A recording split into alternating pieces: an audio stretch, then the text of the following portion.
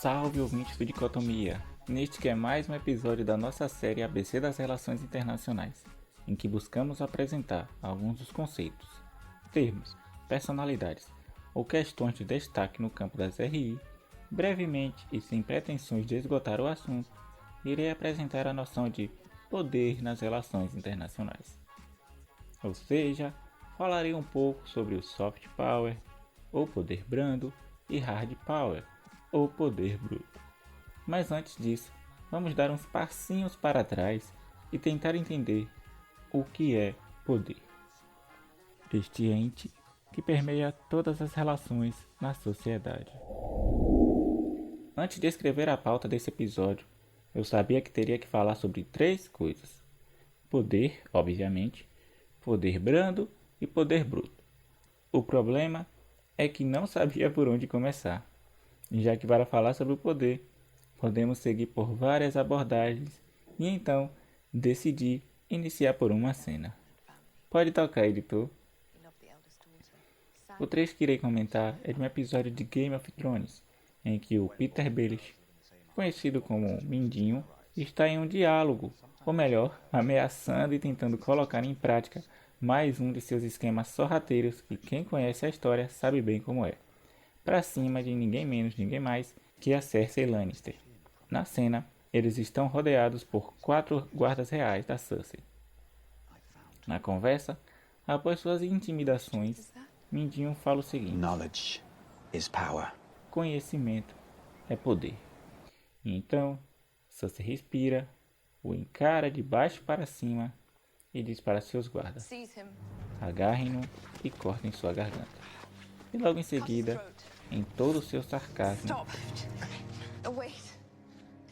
ela ordena para que seus guardas parem, que ela mudou de ideia. Como se isso não fosse o suficiente, ela dá mais outra ordem: deem 3 passos para trás, virem-se e fechem os olhos.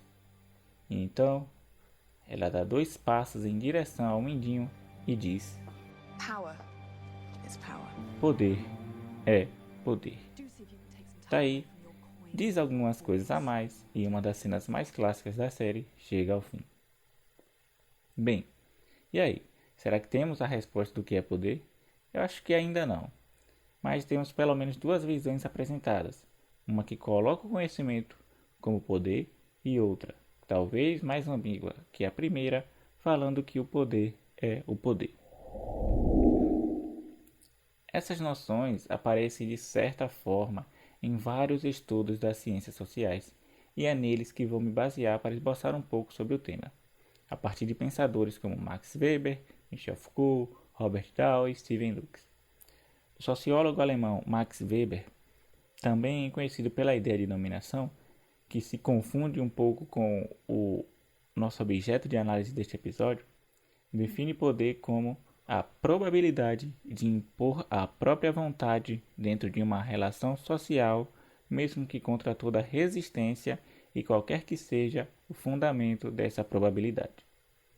Abrindo parênteses para a noção de dominação que se tem anteriormente, para o Gerard Lebrun, poder e dominação são parceiros inseparáveis, e um indivíduo A só tem o poder sobre B se esse B não o possui. Agora fecha o parênteses e vamos voltar para a definição de Weber, que é bem geral, mas que traz algumas pistas.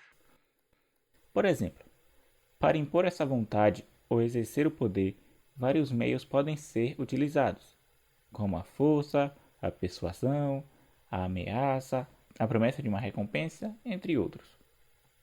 Indo mais ou menos na mesma linha, mas ampliando um pouco o escopo, o Robert Dahl explica o poder a partir da seguinte equação: A tem poder sobre B na medida que pode convencer B a fazer algo que de outro modo não faria. Porém, para Dahl, somente isso não explica. É preciso olhar para algumas características na relação, como os recursos e a base de poder que A tem a mais que B, as habilidades e motivações de A, além dos custos que possibilitam exercer poder sobre B. Essa definição de poder é considerada bastante intuitiva e fácil de ser observada em conflitos que preferências entram em disputa. No entanto, para pensadores que buscam entender características estruturais e por vezes imperceptíveis, como a formação de desejos, a partir do exercício do poder em uma dimensão psíquica e histórica, como é o caso de Stephen Lux e Michel Foucault, essa definição é um tanto insuficiente.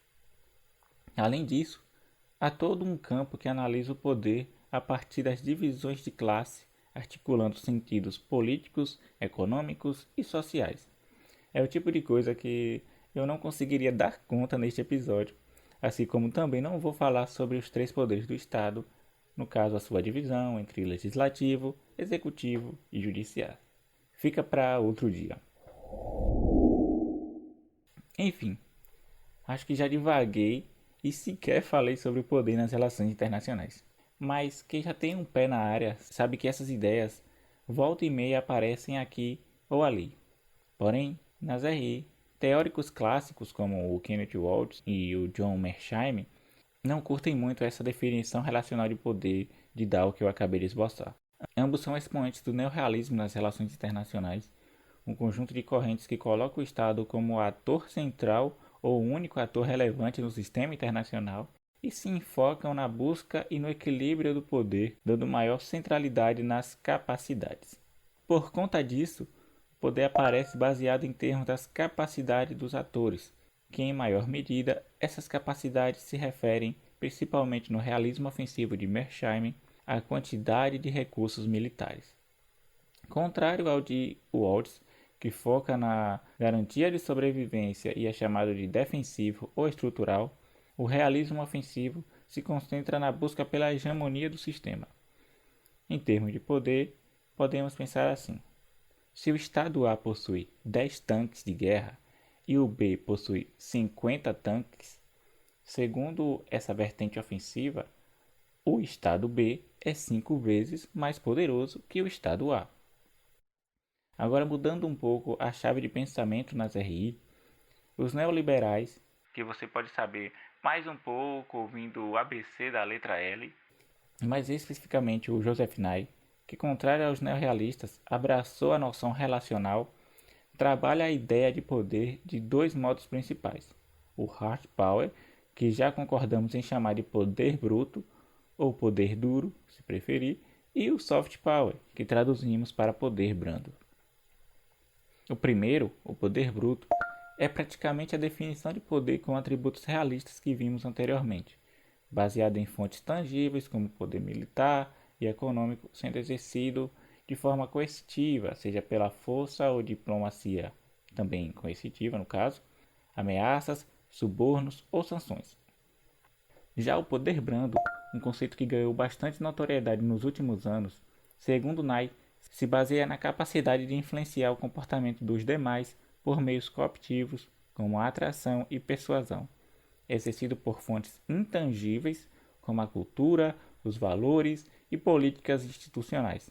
Além disso, o poder brando é constantemente relacionado à disseminação destas fontes por meio do cinema, músicas e idioma.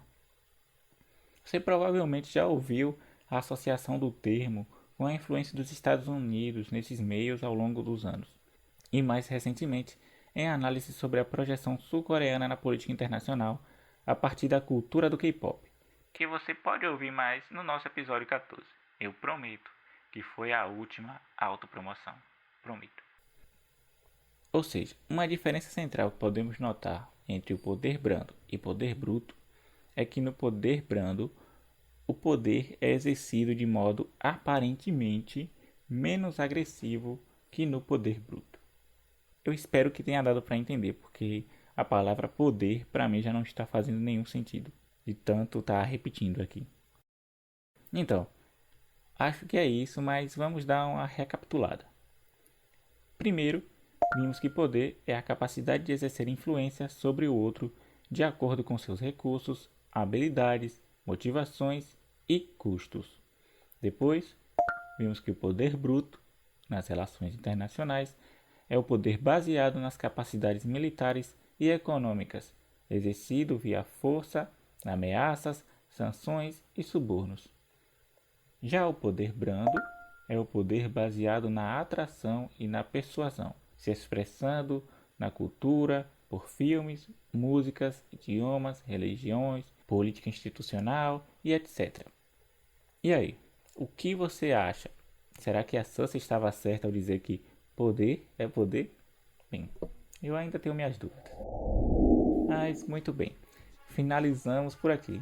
Agora você pode ouvir um pouco de Carol Conká, é o poder, aceita que dói menos, e nos seguir nas redes sociais, @dicotomia_cast, no Twitter e no Instagram, avaliar com 5 estrelas no Apple Podcasts e Spotify, além de assinar a newsletter Dicotomias Expressas. Todas essas informações estarão disponíveis na descrição do episódio, junto às referências utilizadas. Um forte abraço e até mais.